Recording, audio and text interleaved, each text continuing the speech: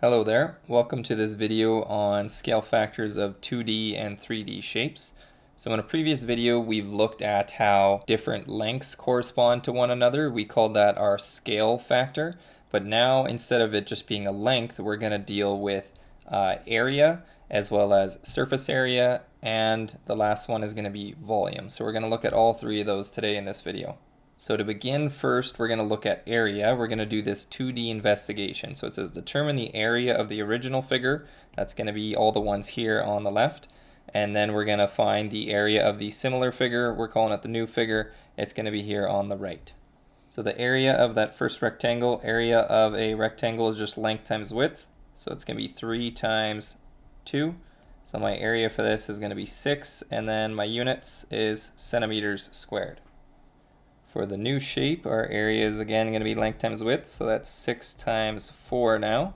So our area for that is 24 centimeters squared. So we want to figure out how this original shape corresponds to this shape. Previously what we had done is just the scale factor with the side length. So to go from a 2 to the corresponding side length of 4, what we'd have to do for that is we'd have to multiply by 2. So our scale factor would be 2. Now we're going from this area of 6 to this new area of 24, and to go from 6 to 24 you're going to have to multiply by 4. So to see how these two numbers relate, it looks like all they did was they multiplied by 2. So let's look at a second case and then see if we get something similar to that. So now we have two squares, so let's find the area of this first one. It's going to be 2 times 2, so that is going to give us an area of 4 centimeters squared. And then the right one, our area is 8 times 8, so our area is 64 centimeters squared. So first again, let's compare our side lengths. To go from a 2 to an 8, what we did was we multiplied by 4, so our scale factor would be 4. For our areas, we went from a 4 to a 64. So that is actually multiplying by 16. So again, we want to try to come up with how these two numbers are relating. And I'll kind of wait till the end. I'll try to let you discover it on your own. So we got one more example. We're going to do the same kind of thing. Here we got a triangle. So the area for a triangle is just base times height divided by 2. So that's going to be 8 times by 6, and then divide by 2. So our area for this is going to be 24, and my units again are centimeters squared. For the larger triangle there, it's going to be 24 times 18, and then divide by 2. So when we calculate that one, we are going to get 216 centimeters squared. So comparing these side lengths, we went from an 8 to a 24. Again, you got to compare the corresponding side. You couldn't go 8 with 18. That's not the bottom. So 8 with 24. To do that, you'd have to multiply by 3. And to go from this area of 24 centimeters squared to the new area of 216 centimeters squared, you're going to have to multiply by 9 to get 216. So seeing how these relate, again, I want you to try to think about how we could get that. So with 3, we got 9. With this middle one, we went from 4 to 16. And then the first one, it went from a 2 to a 4. So all of those actually relate by squaring the first number. So if you square this, 2 squared, you'll get to 4. If you square 4, you'll get to 16. And then with the last one, if you square 3, you'll get to 9. So I'm going to write on the side, we have to square our linear scale factor in order to get our area scale factor. And then we're also going to write that conclusion and come up with some different formulas down here in this box. So the first thing it says in the box there, the scale factor, we represented as k, and that was just taking the new length and dividing by the original length. We saw that in our last video. For the area scale factor, it is now going to be k squared, so you have to square it. And to get the area scale factor, you just take the new area and divide by the original area. So to get like this 9, you would have took 216, the new area, and divided by the original area, 24. And then one last thing I'm going to show, to get this last formula here, what you do is you would take the square root of this side and the square root of this side, and then this square and this square root would cancel, and then you'd get this formula that's just down below there. So this formula is going to be useful if you're given areas and it asks for the scale factor, not the area scale factor. So that was our investigation for 2D, just with area. The next thing we're going to look at is with 3D. So we're going to do surface area, and then we're also going to do volume. So let's start with our surface area. We're going to find the surface area of our original shape and our new shape.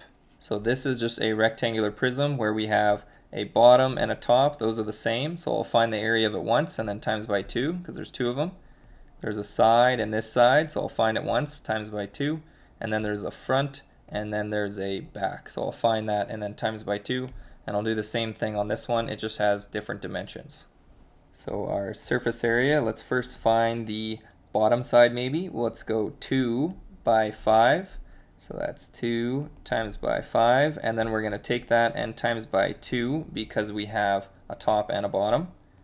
And then let's do our side next. So we'll have this side with this side. That'll make up that end piece there. So it's going to be 2 times 3. So I'll have 2 times 3. And then there's 2 of those. There's another one also over here. So I'm going to times by 2. And then the last thing we need to add on is we need the front, that's this piece right here, and then the back. So that front is 5 centimeters by this height right here is 3 centimeters. So it's going to be 5 times 3, and then again times by 2 because we have a front and a back. So next we're going to start to simplify all this. The first one, we got 2 times 5 and then times by 2, so that is going to give me 20. Plus, then we had a 2 times 3 in brackets, that's 6, times by 2, get 12. And then the last one, 5 times 3 in brackets, that's 15, times by 2, so I get 30. Then I can just take each of those and add them all up, and I'm going to get 62 centimeters, and this is centimeters squared because it's an area, it's a surface area. So that was for our original one. Now let's find the surface area for the new one. So it's going to be the exact same kind of calculations. So let's find this bottom piece here. It's going to be 10 by 4, so 10 by 4, and then times that by 2, there's 2 of them. And then let's find the sides. That's going to be a 6 by 4, so that is 6 times 4, and then times by 2. And then the last one, just find the front, so that is going to be 6 by 10, so 6 by 10. And then times by 2. Then we'll start to simplify this. So the first one, we got 10 times 4, that's 40, and then times by 2, so that's 80. And then we got 6 times 4, that's 24, times by 2, so we get 48. And then the last one, 6 times 10 is 60, times by 2 is 120. And then we'll take all 3 of those things and add them up, and we'll get 248 centimeters squared. So just comparing our original to our new, the side lengths, like this was a side of 3 and the corresponding side is now 6. So to get from the small one to the larger one, we're going to have to times by 2. So the linear scale factor would be a 2. So I'm just going to write below that k is equal to a 2.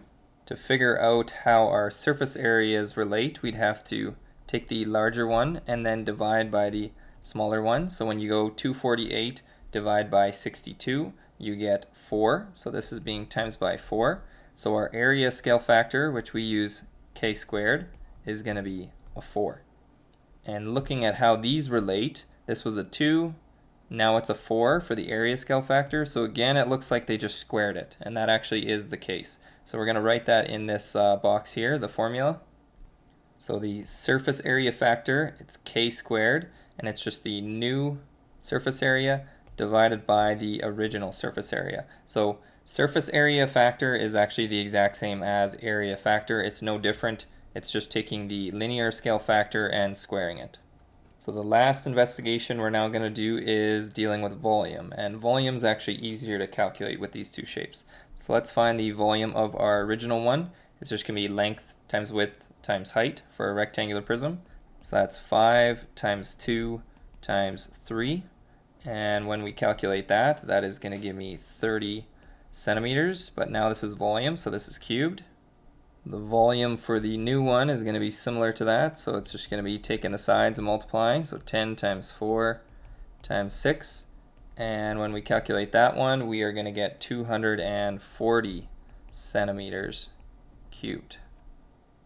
So again, comparing our sides, it went from a 3 to a 6, so our linear scale factor is just equal to a 2, so k equals 2. Our volume scale factor, which we're going to represent as a k cubed, it's 3 dimensions for volume. To go from 30 to get to 240, we're going to take 240 divide by 30, and that's going to be equal to 8. So our volume scale factor is equal to 8. And again, k cubed for volume. So again, we're going to write out a formula for this. So we got the volume scale factor that's represented by k cubed. And all you do to find that, if you're given the volume, the new volume, you just divide by the original volume. And if you were ever given the linear scale factor to figure out the volume scale factor, you just cube it. So you cube the k, whatever you had, 2 cubed is 8. And I'm just going to show something quickly here. If you were given the volume scale factor, I'm just going to put V and then scale factor, SF. If you were given that and it was equal to some number, let's say 27, and you wanted to figure out what the linear scale factor is, so I'm just going to write linear scale factor. Well, we know that the volume scale factor is just the linear scale factor cubed. So if you want to kind of go backwards, all you have to do is take the cube root of this, and then that will give you what the linear scale factor is. So if the volume scale factor was 27, if you took cube root of that, the linear scale factor is 3, because the cube root of 27 is a 3. So that is how you could go from the volume scale factor to the linear scale factor. Next, we have our examples that we're going to be looking at. So in example 1, it says Jasmine is making a kite from a 2 to 25 scale diagram. The area of the scale diagram is 20 centimeters squared. So the small little diagram, it's just 20 centimeters squared. How much fabric will she need for her kite? So for the actual large kite. So what we want to do is we want to use this scale diagram right here. So we're going to use that scale diagram and we're going to come up with our scale factor. Now, if I take 2 and 25 and I go 2 divide by 25, that is going to be less than 1, which means it's going to make things smaller. And I want to go from the small diagram to the large kite. So what I need to do is I need to flip this and I need to say it's 25 over 2, because that is greater than 1, which means it's going to enlarge things. So if that is my linear scale factor, the fabric that we're looking for deals with the area. So I need to find what my area scale factor is. So I'm just going to write that here. So my area scale factor, that is equal to k squared. So I need to take what k was and square it. So that's going to be 25 over 2, but then I'm going to square this. And when you square that, you're going to get 156.25. So that is my area scale factor. So if I know for the small diagram, it's just 20 centimeters squared, to get to the larger size kite, I need to multiply my area by 156.25. So I'm just going to do that right up here. So my fabric, it was, for the small diagram, it was 20 centimeters squared. But now we're going to the large one, so I'm going to multiply by 156.25. And again, I'm using this number because it is the area scale factor. You can't use the linear scale factor. You can't use this. It's got to be squared. So when I actually multiply 20 times 156.25, I am going to get 3,125. And now my units are just centimeters squared. So again, this question deals with area, so I need to find the area scale factor. Cannot use linear scale factor. Moving next to example number 2. This one says a laptop monitor is 9 inches by 12 inches, so I just have that drawn down here. The image on the laptop is being projected onto a screen with an area of 2,836.6875 inches squared. The image on the screen is similar to the image on the laptop, so we need to say, or we need to know that it is similar just so that I can do this and apply my scale factor. If they're not similar, you can't do this. So part A, it says determine the linear scale factor used to project the image on the laptop to the screen. So to get the linear scale factor, you would have to have a length and divide by another length. But I don't have a length on the larger screen size. Okay, I only have an area. So what I need to do is I need to use the areas. So I need to first find the area of this smaller monitor. So area of this monitor, it's just a rectangle, so it's going to be length times width, so 12 times 9. And when we multiply 12 times 9, we're going to get 108, and our units are inches squared. And now that I have that, I would be able to find my area scale factor, that's k squared. So to get our area scale factor, we got to take the new area, which was 2,836.6875. Can't round that, got to use all the decimals. And then we're going to take that and divide by our original area, which is what we just found here, the smaller one, so 108. So if I would divide these two, that would give me my area scale factor, but I want to find the linear scale factor. So remember, to get to the linear scale factor, that's just a k. So to get rid of the square, we have to take the square root. So we're going to take the square root of both sides. This square and this square root are going to cancel, and we get k is equal to, and then putting this in your calculator, you are going to get 5.125. So that right there is our linear scale factor.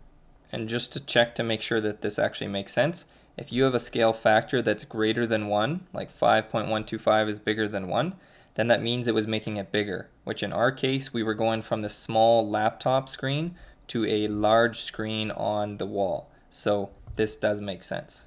Part B asked us to determine the dimensions of the screen. So our old dimensions were 9 inches and 12 inches. And I want to find the new dimensions. So to find the new dimensions, what you do is you take your linear scale factor, we just found that, and multiply it by your old dimensions.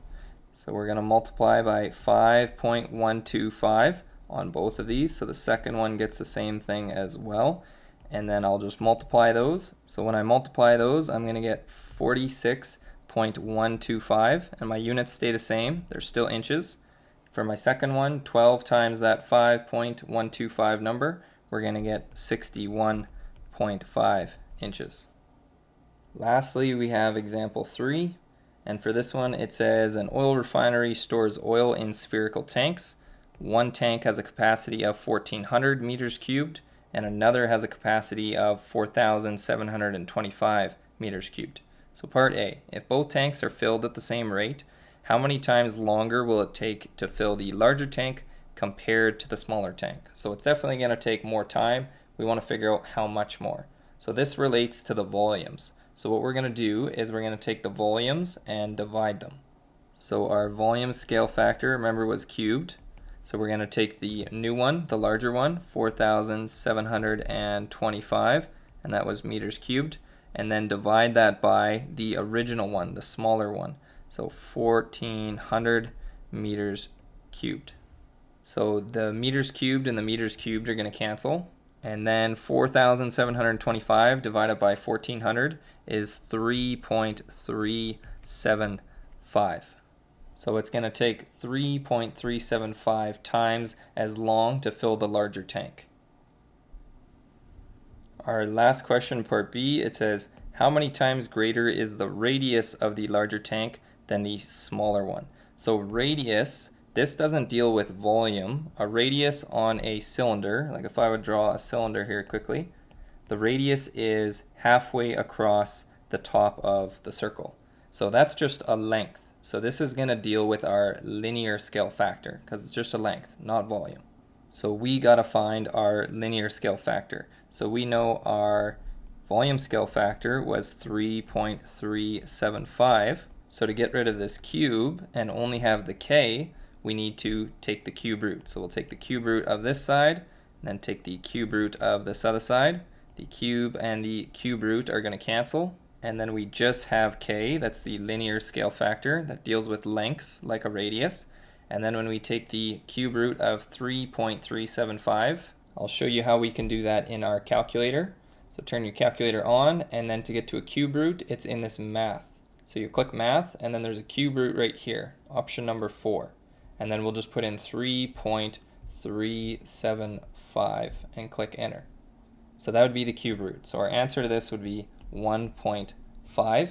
Another way that you could do this in your calculator is you could put 3.375 and then raise it to the power of 1/3. So 1 divided by 3. Just make sure all of this is up in the exponent. And then click enter, and you'll also get the same answer. So going back to the question and answering what they asked, how many times greater is the radius? The radius is 1.5 times larger in the bigger tank. So that was our last example. Our textbook questions here are going to be on 3 different pages. So 473, it's just number 13.